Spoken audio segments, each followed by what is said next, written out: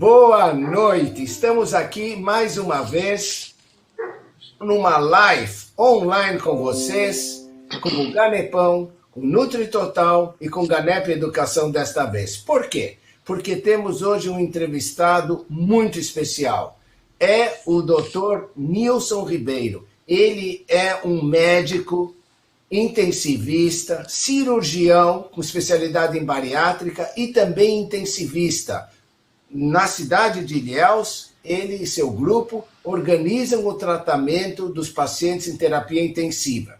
E acontece que o Dr. Nilson, batalhador da saúde, ele adquiriu Covid. E muito gentilmente, por uma extrema amizade, ele resolveu compartilhar conosco, todos os que estão aqui conosco nesse momento, a sua experiência em ter a doença, passar pela doença e se reabilitar dessa doença. Então, desde já eu queria agradecer muito a você, Nilson, por essa gentileza extrema de expor assim a sua experiência. E eu queria começar o nosso bate-papo através de algumas perguntas. Então, a primeira pergunta, Nilson, é assim: você estava trabalhando diretamente no combate ao coronavírus antes de você contrair essa doença? Oi, Dan, boa noite pessoal aí do grupo, né, Ganep, Ganepão. Na verdade, foi muito interessante, nós estamos vivendo aqui em Ilhéus e Itabuna um grande número de casos, e como você mesmo mencionou, o nosso grupo montou um UTI de Covid, então nós estamos na linha de frente dentro da cidade de Ilhéus com UTI de Covid. Foi muito interessante isso aí, porque no dia em que nós transformamos nossa UTI, ou abrimos uma UTI especializada em Covid, que a gente acabou fazendo a outra UTI para os outros casos, no mesmo dia em que nós abrimos, eu fui para casa sintomático. Então, muito interessante, porque o que aconteceu? Nós trabalhamos aqui no hospital público, onde grande número de colegas foi infectado, inclusive eu. Então, nós começamos a viver a epidemia sem que ela se mostrasse para a gente. No momento em que nós não atendíamos SUS e nós tínhamos um compromisso com a Secretaria Estadual de atendermos Covid, e nós esperávamos isso para estarmos começando agora, por exemplo. Até que naquela semana houve uma explosão de casos e nós tivemos que começar um pouquinho antes do tempo. E o que eu quero dizer com isso? É que a minha infecção e de vários outros colegas foram anteriores à percepção que nós tivemos da epidemia. Então foi sim contaminado dentro do ambiente hospitalar, mas de uma forma, eu diria, quase que desavisada. Esse é o grande problema do Covid, né? Então, eu fui contaminado enquanto eu trabalhava, sem saber que estávamos em Ilhéus começando um grande pico de epidemia, que é o que nós vivemos agora. Ou seja, você estava na sua atividade normal de médico intensivista, de cirurgião. De cirurgião. E nesse momento você acha que já estava contaminado, por assim dizer, e infectado, e já começou a sentir sintomas quando a comunidade acabou sendo inaugurada. No mesmo dia que nós abrimos, eu me afastei. Bom, vamos. Então, quais foram os sintomas que você começou a sentir? Você falou que você se desconfiou que você estava, né? Então, o que começou? Como é que você começou a perceber que você estava com o Covid? Era meio-dia e eu senti uma vontade que eu tinha que deitar. Eu tinha que deitar, eu precisava deitar. Eu tinha até uma reunião com a equipe, marcada para umas 12h30. Eu disse, olha, eu tenho que dormir. Isso era 12h30, 1h. Eu vinha chegando do hospital onde eu faço a parte cirúrgica. Eu disse, eu tenho que dormir um pouco antes de ir para a reunião. Eu dormi, melhorei, vim para a reunião, saí um pouco tonto e cheguei em casa de novo. De novo essa vontade de deitar. Só isso, Dan, só isso. Agora, a gente precisa contar que você, além de jovem, é um atleta. Você conta para nós, como é que é o teu nível de atividade física semanal?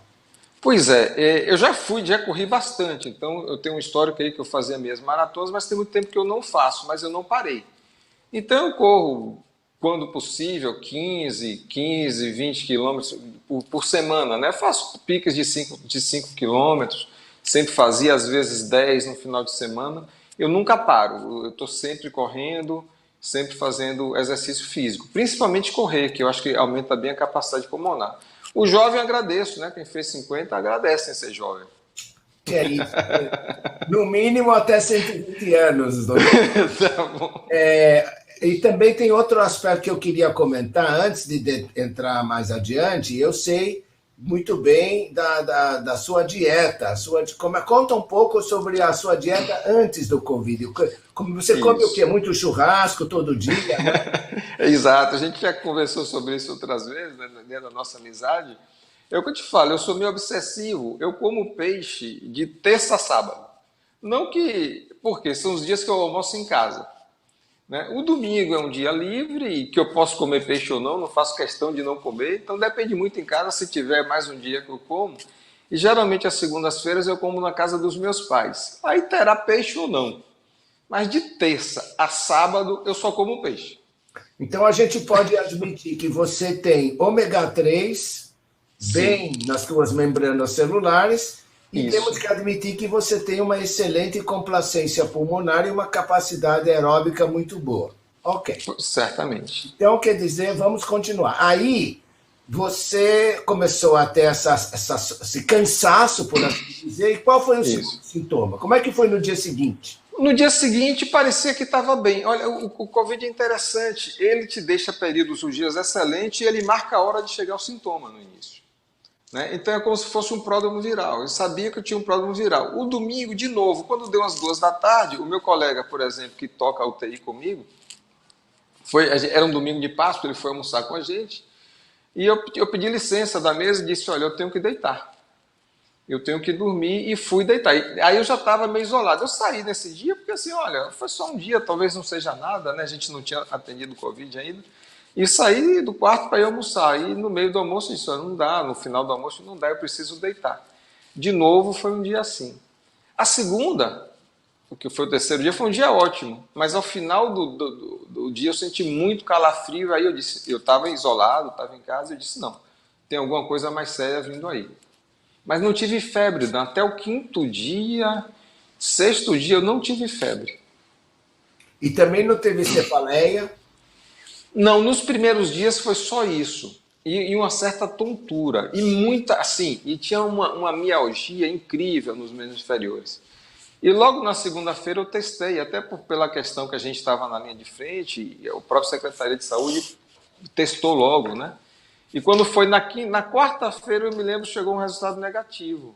Como eu não tinha feito febre ainda, Você eu fui. testou, desculpe interromper, mas é muito Sim, importante porque está todo mundo muito curioso para saber sobre os testes. O teste que você usou foi aquele de colheita pela narina, isso, nasofaringe, e você isso. fez então o PCR, Eu fiz o PCR. que é a medida se o vírus está ou não presente, não é isso? E veio negativo. Exato. E veio negativo. E Vindo você já estava negativo, com quantos dias de sintomas? eu tinha 3 dias de sintoma. Foi um pouco precoce, talvez. Aí na quinta-feira, bom, como na quarta-feira chegou o resultado, eu disse, olha, sabe, eu não vou para a UTI, mas eu vou prescrever meus pacientes lá do hospital público, já que era negativo, eu não tinha tido febre. Foi interessante, nesse dia, não, estou no sexto dia, eu acho, foi o dia em que a febre veio. E aí eu me recolhi de novo em casa e disse, não, apesar do resultado, eu tenho que ficar em casa, não tem jeito. E a E aí febre fiquei alta? febre alta. Alta não, febre de 38. Aí que eu acho que a minha resposta foi muito interessante, né? Eu não tive febre diária. Eu teve febre no sexto dia, 38. No segundo dia tive febre um pouquinho mais baixa, 37,8. No sábado também. No domingo eu tive já uma febre maior. Nesses dias todos, dá muita dor muscular. E uma inapetência incrível, não conseguia comer.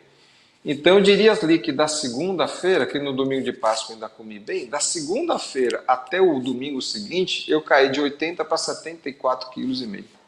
Então você teve uma típica resposta pró-inflamatória de citocinas, que Isso. dão mialgia, dor muscular nas pernas, no, Intensa, muito intensa. intensa. E teve anorexia, que também é uma resposta de Sim, interleucinas pró-inflamatórias que perturbam o equilíbrio dos neuropeptídeos orexígenos e anorexígenos no cérebro. Quer dizer, Isso. como é que é? Conta um pouco dessa anorexia. Você, claro que teus familiares te ofereciam come, Isso, você isso. comer, não sei o quê. E aí como era? Dan, não vai. Não vai. Eu lembro que no domingo, por exemplo, eu já preocupado com a perda de peso, você conhece a atriz, você conhece, olha, me traz alguma coisa salgada. Aí ela me trouxe uma carne. Ela me trouxe uma carne. Eu não conseguia pensar, por exemplo, no peixe, não sei se é porque é muito gordura, né? Que ele, o peixe é uma meio gordura. Você não pensa, não entra na sua cabeça a possibilidade de comer aquilo. Eu vinha tomando alguns suplementos proteicos para segurar o máximo que tinha. Nesse sábado e domingo eu tinha vontade de comer algo salgado. É interessante como o organismo ele diz o que ele precisa para você. Então eu ia lá, mastigava a carne, não conseguia engolir aquilo e bebia água. É como que eu diz assim, me dá um pouquinho de sal. Né? É interessante como, eu digo que o organismo ele é muito bem feito. Todos esses peptídeos que você fala, ele orienta inclusive o seu apetite. É. É muito interessante. Isso é, existe sensores no intestino e em outros lugares que são capazes de monitorizar e justamente indicar o cérebro. Mas Isso. o fato é que você está me contando, e para os nossos ouvintes, que você tomou o suplemento. O suplemento então vai? O suplemento vai, é interessante. O suplemento vai sem problemas. Sem problemas. A única coisa, olhando em retrospectiva, é isso. Teve um momento como eu não conseguia comer outras coisas, né? Eu disse assim, eu preciso de algo salgado. Eu preciso comer algo salgado. E o organismo pede, né? Aí eu falei, o suplemento ele é pobre, nós sabemos, ele é pobre em sal, né, Isso, em potássio isso, também, NaCl, isso. potássio até que tem um pouco, mas NaCl quase nada.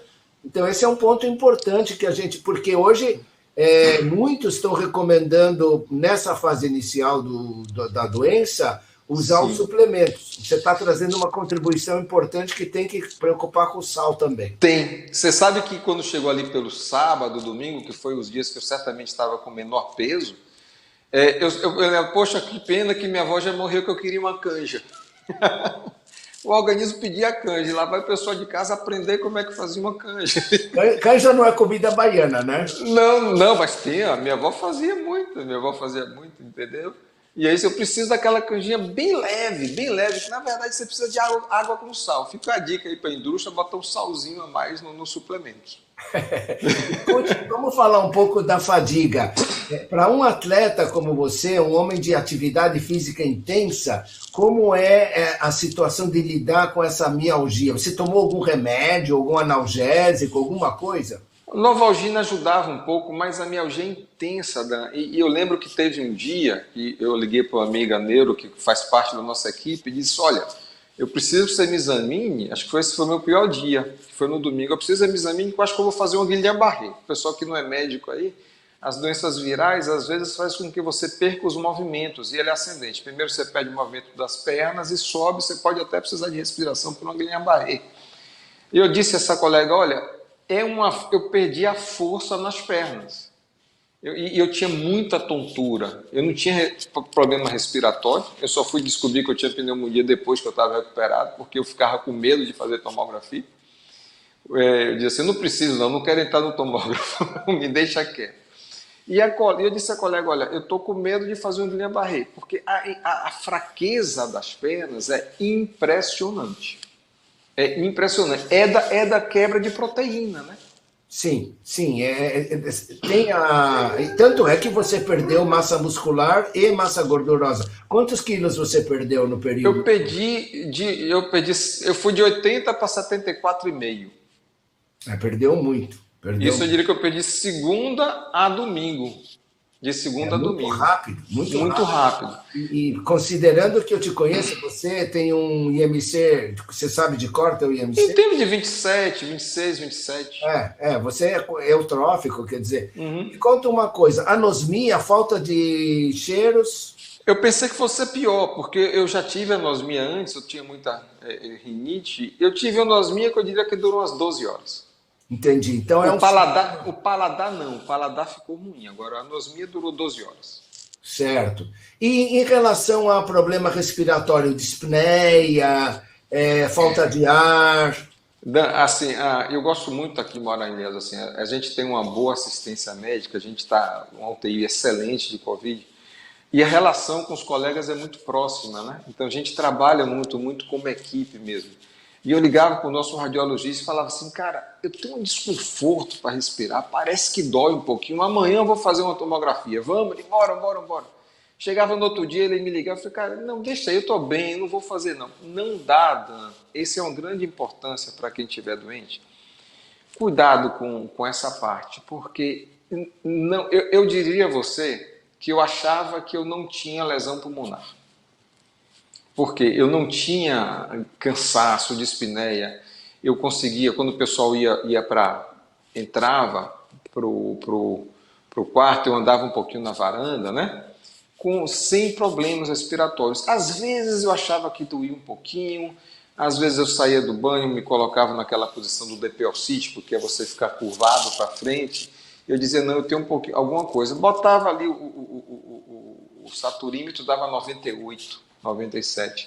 Depois eu vi Você diz o oxímetro. o oxímetro, e depois eu vi que eu tinha lesão no pulmão direito. Eu diria assim, o lobo superior e médio do pulmão direito estavam tomados e uma bobagemzinha na base do esquerdo. Então, é como você fala, como eu tinha um condicionamento, não sou um atleta, como você fala mais, mas como eu tinha um certo condicionamento físico, isso ajudou muito, porque a reserva pulmonar que eu tinha compensou com folga as lesões pulmonares. Não, essa é uma mensagem de tremenda importância, porque nós estamos falando a experiência viva de um profissional de saúde, de um médico intensivista que tinha condicionamento físico.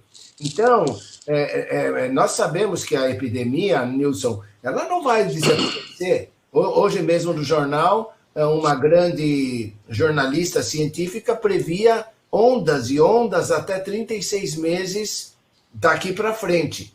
Ou seja, quem tiver a chance de fazer algum tipo de atividade Faça. física, essa é a sua mensagem, não é? Sim, um colega me ligou, um colega que está aqui na linha de frente, Nilson, o que eu faço? Eu digo, perca peso, ele é pouco obeso, coma peixe e vai caminhar. É isso, porque a gente tem que lembrar, que eu digo assim, você falou do ômega 3, a gente tem que lembrar que o ômega 3 ele é substrato da resposta inflamatória. Ele não é coenzima, ele não é enzima. Ele é substrato e ele está na parede vascular, ele está na parede do endotélio. Então, quanto mais você tiver, melhor. E reserva pulmonar. Mas não, eu queria te uma coisa interessante que eu estava passar contigo e ouvir tua opinião. A gente estuda, né? Você sabe que faço parte de nutrologia, então a gente estuda de não dar muita dieta, né? No paciente, graças a Deus eu não fui um doente crítico, mas a gente vê nos guidelines, não faça. Hoje em dia dá o menos possível de dieta, né? Nos primeiros dias que não é necessário. E eu vou te dizer, essa receita dos guidelines de não alimentar fortemente nos primeiros dias de doença aguda, ela está em perfeita consonância com os sintomas. Eu digo a você, nos dias de doença aguda, a gente não quer comer. A gente não quer comer. A comida não é algo não é algo que o seu corpo pede, que a sua fisiologia pede.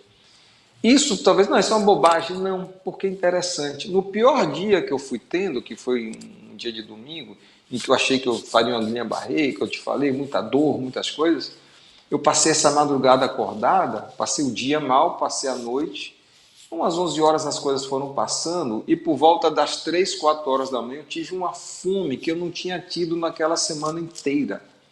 Uma fome de que eu entrei aí, fui comendo o que tinha pela frente ali, e naquele momento, muito claramente, o meu pensamento foi, virei a chave.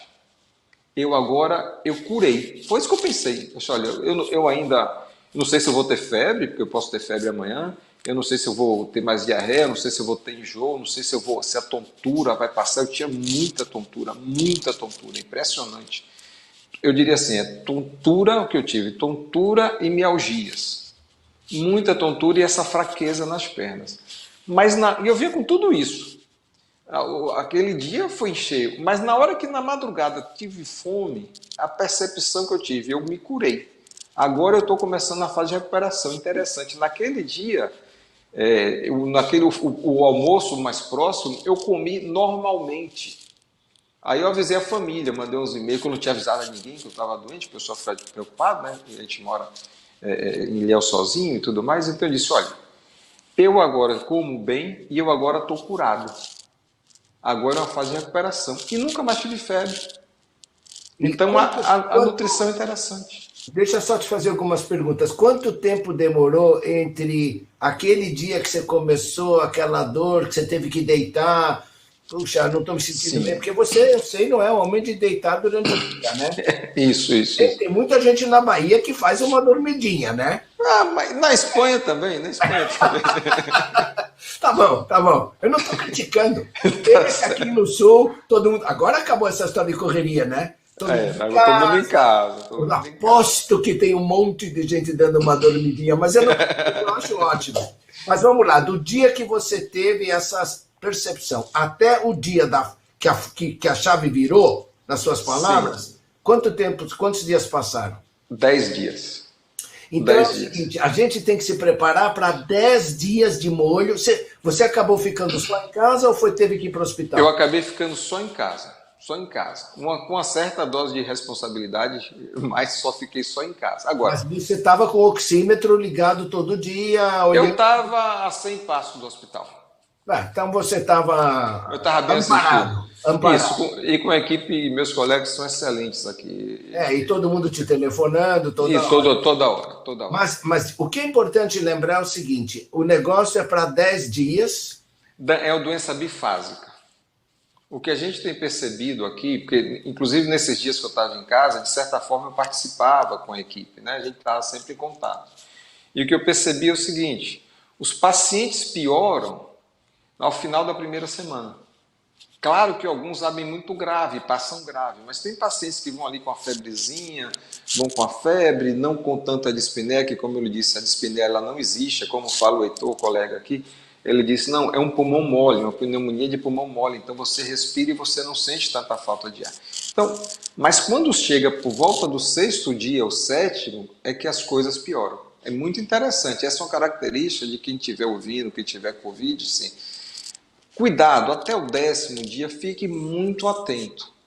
E se você tiver falta de ar, vá para o hospital, porque não é para você ter. Porque mesmo lesões pulmonares bastante razoáveis, que se fosse uma pneumonia bacteriana, daria uma dispneia, com o Covid não dá. O Covid vai dar dispneia quando você tem um pulmão bastante comprometido. Então, se você sentiu falta de ar, não fique em casa. De jeito nenhum. E nesse período você se medicou? Algum colega indicou algum medicamento específico para você nesse período? O que eu acho, o que eu fiz, assim, ó, eu usei de tudo, sabe? Quando você está assim, você vai usando de tudo. Mas eu só não usei vermectina, essas coisas. Mas usei cloroquina, que era uma coisa que a gente estava usando, né? Foi logo no início. E eu usei o anticoagulante. A gente aqui, a gente não tem usado mais tanto cloroquina aqui na equipe. A equipe já está um pouco descrente dela, né? Eu usei azitromicina também. O que a gente vê é que a importância do corticoide e do anticoagulante. Então eu mantive o anticoagulante o tempo inteiro, não usei corticoide porque, como eu te disse, eu achava que não tinha nada em pulmão. Gente, deixa eu falar com. Eu imagino que existem perguntas que vocês querem fazer ao Dr. Nilson e na plataforma que nós estamos usando não tem a possibilidade de chat, mas se vocês quiserem mandar perguntas, a nutritotalganep@gmail.com. Então vou repetir, é pelo e-mail nutritotalganep tudo junto @gmail.com. Tenho certeza que o Dr. Nilson nos ajuda a responder Com certeza. chegarem. Nilson, vamos falar um pouco dessa chave. Aí virou a chave 10 dias depois. Sim. E você. Só faltou perguntar, você ficou na cama esses 10 dias? Dan, é complicado você ficar na cama, viu? Eu fiquei no quarto do Francisco, você conhece, né? Tirei ele de lá e é muito ruim. É muito ruim. Quando a perna doía muito, eu ficava, entendeu? Mas é muito chato, porque tem hora que você não sente nada. Né? Tem hora que você não sente nada. E aí você quer sair, não pode. Você sabe que eu tinha prometido ao Francisco, né, para você ver essa parte familiar, social, né, emotiva das coisas. Você conhece o Francisco pequenininho? E eu tinha dito a ele que em tal dia eu poderia dar um abraço para ele, né? Alguns dias depois de terminar a quarentena. Você sabe que ele fez as continhas dele lá, ele acordou, virou para mim e falou assim, hoje pode.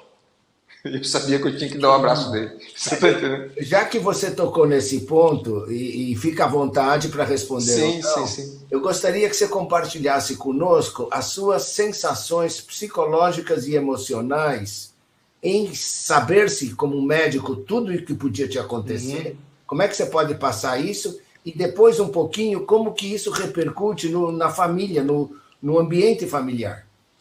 Assim, como médico, o que eu diria para os colegas é o seguinte, deixe alguém tratar você. Entendeu? Isso é muito importante. Tipo assim, claro que a gente pensa, você sabe como é que o cirurgião pensa, né? O cirurgião pensa de uma forma muito pragmática. Olha, os remédios são esses, então eu vou tomar e acabou a história. Não é isso? Mas eu acho importante você deixar alguém tratar, porque vai chegar um momento que você fica sem saber o que fazer. Eu volto, eu não volto, eu desço, eu vou para o hospital, eu me interno, tomo um remédio ou não. É muito complicado isso, até porque para mim foi tranquilo, porque, como eu te disse, na hora que deu a fome, melhorei. Mas nesse dia que deu a fome, por exemplo, estava eu e um colega doentes, né? E no dia que eu melhorei, ele foi para uma UTI, para a nossa UTI, ele é plantonista da nossa UTI. Então, no mesmo dia que eu melhorei, ele foi para uma UTI, foi entubado no outro dia e teve alta hoje, Olha só. para casa. E você já está em casa, o quê? Eu já voltei ao trabalho. Você disse para eu não voltar, mas eu voltei, entendeu? É, é um Porque tá exagerado. difícil aqui, cara. Não, mas é que tá difícil. Tá Mas me difícil. conta, eu sei que Mas a parte emocional é isso. Então deixa alguém tratar de você. Deixa alguém tratar de você. Teve um dia, porque tem momentos que você fala assim, poxa, eu não vou conseguir voltar mais. Mas não é pela doença, é que você fica assim meio perdido, sem saber o que isso, se vale a pena, se não vale. Mas depois passa e você vai em frente.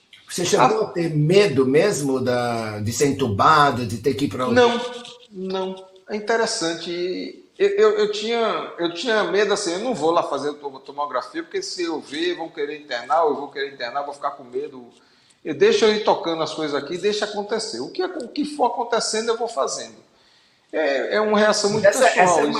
Essa é a atitude típica do cirurgião, né? Exato, O deixa vir. cirurgião é um homem um pouco diferente. Eu não recomendo isso. Você não está Não, isso não é o que eu estou dizendo, não façam isso. não faça o que eu fiz, né? Exatamente. Tá bom. E a família lidou como com isso? Da família foi muito interessante, sabe assim, você sabe que ficamos só eu, minha mulher, meu menino em casa. Eu preferi não contar para as outras pessoas, porque todos estavam muito com medo da gente, né? E assim, dá um estresse muito grande, né? Porque fica todo mundo preso em casa. Então, mas todos muito preocupados com a evolução. No meu caso, eu preferia não contar as coisas que eu sentia, né? E é difícil, viu, Dan? Porque imagine, então, assim, um casal com um menino pequeno. A gente não tem outras pessoas na cidade. Isso é uma realidade de muita gente por aí, né? Se a pessoa que está doente piora, quem leva para o hospital? Como vai para o hospital? Então, assim, fica um recado para as pessoas assim, se está ruinzinho, não faz isso não, vá para o hospital logo, entendeu? Até por uma dinâmica familiar. Nós perdemos um colega aqui em Ilhéus, que a imprensa fez um uso político, até a própria Folha de São Paulo e tudo mais, que foi isso, ele morava só, já abriu o quadro muito grave e resolveu ir para casa. Quando ele precisou do recurso hospitalar, houve uma demora de SAMU e tudo mais, ele era muito obeso, e ele fez uma parada no caminho. Então, eu acho que... Nós lemos, saiu o noticiário. Exato, mas na verdade foi isso, era uma doença grave, e que na hora que ele precisou, ele não estava no hospital. Então, assim, essa coisa do Covid, de você ficar em casa internado, é correto por um lado, mas é complicado. É complicado. Olha, aqui chegou uma pergunta para nós. Assim, como tem sido a sua reabilitação? Você já contou que teve a chave da fome, que você não almoçou muito bem. E aí, como foi indo os próximos dias? Pois é, os próximos dias eu tive que ficar em casa preso, completando a quarentena, que ninguém sabe quando acaba direito. Vamos para o 14º dia. Assim, a partir do 17º eu comecei a fazer caminhadas, né? E lhe digo muito bem, é o tal do pulmão mole. O pulmão suporta. Então caminhei 2 km no primeiro dia, já fui para 4 no segundo dia. Estava em Salvador, subi e desci a ladeira da Barra, 5 quilômetros, e aquilo não lhe cansa na hora. Agora, precisa fazer muita musculação, porque a parte muscular fica muito ruim, muito ruim. Então, assim, eu fui fazer 3 séries de 10 agachamentos, a perna doeu uns 3 dias seguidos, entendeu? 3 séries de 10 agachamentos somente. Então, a perna... Mas isso não é para qualquer um, não. Me conta uma coisa, você mudou a sua dieta? É outra pergunta aqui. Você tem algum tipo de dieta diferente que você adotou na reabilitação, mais proteína? Eu tenho procurado fazer um suplementozinho proteico, mesmo um iogurte hiperproteico, e antes de fazer minha caminhada ou de fazer meu exercício. Isso eu estou fazendo, para tentar ter uma recuperação proteica mais rápida. E já voltei a comer o peixe, graças a Deus. Voltou a dieta. E o seu peso aumentou? Eu não pesei esses dias, mas na segunda ou terça-feira, já tinha uma semana de recuperação, eu tinha ganhado cerca de 800 gramas. Ou seja, é muito mais difícil ganhar. Foi o contrário dessa vez, né? Do que eu perdi. Muito mais difícil recuperar a massa muscular do que perder. Imagina, você falou que você perdeu quase que 7 quilos. Era quase 1 quilo por dia. Né? 1 quilo por dia. E agora, em uma semana, ganhou 800 gramas. Eu diria que eu perdi 800 gramas por dia e ganhei 800 gramas em uma semana. Né? Esse é um aspecto muito importante que a gente tem que sempre lembrar que a reabilitação é muito mais lenta e óbvio que ela deve ser acompanhada, como você mencionou, exercícios começando, mas ao mesmo tempo bastante proteína também. E outra pergunta que surgiu, assim, embora você contou a sua história, que a gente já agradece muito, você acha que a gente... Está uma grande discussão agora sobre isolamento social. Sim. Hoje, por exemplo, acabei de receber uma notícia que a partir do dia 11, aqui em São Paulo, uma série de pequenos comércios vão abrir, depois de outra semana vão abrir outras coisas, né? E escalonamento, assim, graças a Deus, eu fiquei satisfeito, porque em agosto, no dia 1 de agosto, eventos vão ser possíveis. O que quer dizer? Né? Que o Ganepão está garantido. Rever no Ganepão, né? Que é dia lá. de agosto. Você está lá, você vai dar aula para nós. Aliás, a gente até podia dizer que você vai fazer uma grande novidade, um super aplicativo, mas eu só vou deixar por aqui. Isso, e que tem um nome bonito que tem um nome bonito o aplicativo. O aplicativo bonito. Mas então é o seguinte, conta um pouco qual é a tua opinião, primeiro a sua, depois como é que está sendo aí em Ilhéus e talvez em Salvador a história do isolamento social. Olha bem, minha opinião do isolamento é o seguinte, a gente não sabe como tratar, né? Que é lógico, fazer o isolamento é lógico, Agora, isolamento causa prejuízo, causa. Então, a certeza que eu tenho é que o isolamento mal feito não traz benefício nenhum do ponto de vista médico e vai causar o mesmo prejuízo econômico do que o isolamento mal feito. Então, se você faz isolamento, se os governos determinam isolamento e as pessoas não seguem, o prejuízo é dobrado. Você tem um prejuízo econômico e o prejuízo na saúde. Se a orientação de fazer isolamento e as pessoas seguem, vai haver o prejuízo econômico, mas pelo menos o ganho na saúde a gente vai ter. Eu acho que isolamento é importante e uma coisa que eu acho, assim, a gente não vai poder ficar isolado o tempo inteiro. Em Ilhéus começou muito cedo o isolamento, a gente não tinha casos, mas na verdade a gente não estava testando, mas nós não vamos entrar por aí agora. E eu ficava preocupado assim, a gente vai sair como? Se a gente entrou em isolamento antes de ter um primeiro caso, quando é que meu filho volta para a escola? Então, é uma coisa complicada de fazer. Agora, o que eu acredito é que a gente vai ter que usar máscara. Se todos usarem máscaras, talvez seja um resultado muito próximo do isolamento. É uma opinião pessoal que eu tenho. Eu acho que o uso de máscara é fundamental para isso aí. Qual foi a segunda pergunta que você fez? Tem uma pergunta, você já respondeu, quanto foi a perda de peso, né? E se você acha que na Salvador... Sim, essa é uma coisa interessante. Como eu lhe disse, a gente fica só aqui e eu quero voltar ao trabalho e aí eu resolvi que eu ia ficar sozinho em casa. Então eu fui a Salvador, tirar uma semana pós quarentena como uma forma de descanso, né? Também mais e tudo mais. Ilhéus e Itabuna são os locais que têm um maior número de casos na Bahia, que é a região que a gente está aqui, são duas cidades próximas, e a gente realmente está vivendo uma epidemia grande. As duas cidades estão razoavelmente em quarentena. Inúmeras cidades pequenas, a gente começou a ver que nós estávamos com problema na epidemia, porque começaram a chegar ao centro da região, que são essas duas cidades que eu te falei, são cidades conurbadas, um grande número de pessoas do SUS, das cidades pequenas da região. A gente pensava, como é que o Covid chegou lá, né? Pelo amor de Deus. Bom, quando eu fui para Salvador e eu fui de carro, eu percebi que Ilhéus e Itabuna, eu já sabia, estavam razoavelmente em isolamento social, mas as pequenas cidades não. Quando eu cheguei em Salvador, eu percebi que o isolamento social era muito mais respeitado em Salvador do que até em Ilhéus. Entendeu? Por isso Salvador talvez tenha resultados melhores do que Ilhéus. Agora, as pequenas cidades do entorno, do eixo rodoviário, que drenam para a gente, não tinha isolamento nenhum. Talvez isso explique o que nós estamos vivendo na região. E falando de isolamento, quer dizer que você estava num quarto, que era o quarto do seu filho pequeno, o Francisco. Isso. Quando você sentiu que você ficou bom, mas você ainda era transmissor, você se transferiu para ficar sozinho em Salvador. Isso, com máscara. Com máscara e tudo. Agora, a sua esposa e o menino foram testados?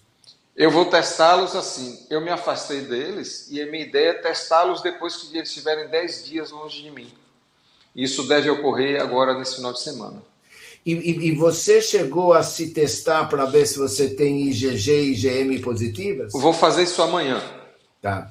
Isso é importante para saber da imunidade, né? Que ninguém sabe qual é, né? É bom lembrar que esses testes rápidos, eles estão com 20% de falsos negativos, né? E as pessoas têm ficado assustadas, mas tem que entender que um teste tem suas limitações. Isso. Logo mais no Brasil vai ficar disponível, Nilson, o teste novo de ELISA. Mas o ELISA já é o melhor teste. Né? Sem dúvida. Esse vai para exatamente os mesmos anticorpos, só que ele vai dar 100% de positividade. Pena que aqui a gente não tem um bioma Formi para fazer os exames, né? Nós estamos fazendo aqui em São Paulo estamos... Olha, sobre esse negócio do teste, Dan, eu ouvi o Fauci na época da quarentena, uma entrevista na BBC, o Fauci é aquele médico lá americano, né? E ele falou uma coisa muito interessante do teste. Ele falou, olha, quando você faz um HIV, um teste para HIV, e ele vem negativo, e você adota determinadas condutas em sua vida, aquele teste é muito importante, porque você pode garantir dali a 2, 3, 4, 10 anos que você continua negativo. Mas um teste negativo para a Covid, que seja hoje, ainda que ele seja correto, não garante que amanhã você não pegue a doença, porque não depende de comportamentos somente seus, né? É uma doença de transmissibilidade muito maior. Daí a importância da máscara, das coisas todas. Eu queria lembrar a todos que estão aqui nos escutando, e se vocês puderem comentar com seus companheiros, que esta entrevista maravilhosa é gravada e ela ficará disponível no perfil e que enviaremos o link para todos aqueles que se cadastraram, vão ter essa possibilidade ou de rever ou de difundir para os que não tiveram a chance de estar aqui conosco. Nós estamos nos aproximando do final, Wilson, e eu queria abrir a palavra para você, dizer o que você tiver no coração, o que você quer contar para os nossos ouvintes aqui. Eu acho que é isso, dar o respeito do isolamento, entendeu? Isso é muito importante. E dizer principalmente, não é gripezinha não, entendeu? Para quem adoece, é algo muito sério. É algo muito sério. Você vê que, graças a Deus, eu fiquei em casa, eu tive uma doença moderada, né? Eu consegui passar bem, sem falta de ar e sem nada, e ainda assim foram 6% do peso. Entendeu? Então, para quem tem sintoma, não é um negócio fácil. Não é. Não leve a sério, entendeu? Porque você não sabe quem vai ter sintoma ou não vai, a gente ainda não sabe isso. E hoje eu não sei. Nós sabemos já que obesos, hipertensos, diabéticos e idosos, que não se cuidaram, com certeza não vão estar essa evolução Olha, que você teve, a meu ver, é velejar num mar sem sim. ondas e com céu azul. É entrar na tempestade e sair bem, tranquilo, tranquilo. E a gente tem visto que a obesidade, né, é grave, viu? Aí Obesidade você tem visto isso na sua UTI. isso na UTI. Ontem mesmo à noite eu pronei uma menina nova, mas era obesa. Pronar a gente é uma medida extrema de ventilação mecânica, botar a pessoa de barriga para baixo. Você voltou a trabalhar na UTI de Eu Covid. tive que voltar, porque os colegas estão adoecendo também. Nós temos em Ilhéus e Itabuna uma deficiência de médicos incrível. Nós éramos para ser um UTI de retaguarda e a gente está na frente, porque não se conseguiu montar as outras terapias intensivas. Então eram para ter 50 leitos de terapia intensiva, porque o hospital público tinha que dar 30, e nós temos somente 20. Por falta de médicos. Assim que os médicos chegarem, eu procuro entrar na convalescência, mas hoje eu não consigo. Mas eu queria. Essa é a minha última pergunta, porque nós já estamos estourados no tempo.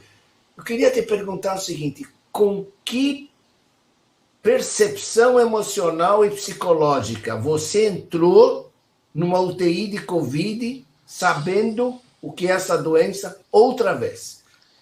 Eu não tinha, vou dizer, quando eu estava doente, eu não queria voltar. Eu tive muito medo, entendeu? Eu tive muito medo. Mas quando eu voltei, eu não pensei nisso. E assim, e uma coisa que eu quero, eu estava até escrevendo assim para minha equipe, eu vi o pessoal, né? Principalmente o pessoal de enfermagem, o pessoal os técnicos de enfermagem, com tanta garra, com tanta vontade, sabe? E eu sei das dificuldades deles, que eu disse assim, não, eu tenho que estar aqui, vamos tocar, eu não vou pensar nisso não. Assim, não é fácil, teve momentos que eu tive que parar um pouco, porque eu cansei, porque tem recuperação, né? A parte muscular não está boa. Mas eu estou aqui preparando assim, um textinho de zap para dizer para ela, sabe? Assim, eu fico até me emocionado de falar isso dela, sabe? Nós é que estamos emocionados, Nilson, de ouvir o seu depoimento, ver como que você transcorreu esse período difícil da sua vida, mas Sim. encontrou forças em si mesmo para voltar à batalha. Quer dizer, um exemplo como esse, sabe, é comovente. Eu não sabia essa parte da sua história. Eu mesmo estou aqui emocionadíssimo. Eu voltei terça-feira, né? Assim, os colegas Mas eu vou te adoeceram. dizer, você tem todo o nosso respeito. Tenho certeza que todos que estão ouvindo estão tão emocionados quanto a gente e você. Nós temos que terminar. Eu Obrigado, agradeço Dan. demais a sua presença aqui. Eu sei o que é abrir o coração como você abriu. Eu sei que vem por conta da nossa grande amizade. E eu queria agradecer a presença de todos os que estão nos ouvindo aqui. Lembrando, mais uma vez, que essa live estará disponível no perfil. Então, aqueles que se cadastraram poderão compartilhar. E eu espero encontrar vocês logo mais. Na semana que vem, nós vamos ter a doutora Helena Miller, que vai nos falar sobre um aspecto de luto. Luto de quem perdeu alguém com Covid, luto de quem se sente na UTI e luto dos médicos também. Gente, muito obrigado. Nilson, mais uma vez, super obrigado. Muito obrigado, Dan, pela chance, pela sua amizade. Muito obrigado pela sua amizade, Dan, e do GANEP. Muito obrigado a todos Um vocês. beijo grande para todos. Tchau, gente. Um abraço. Tchau, tchau.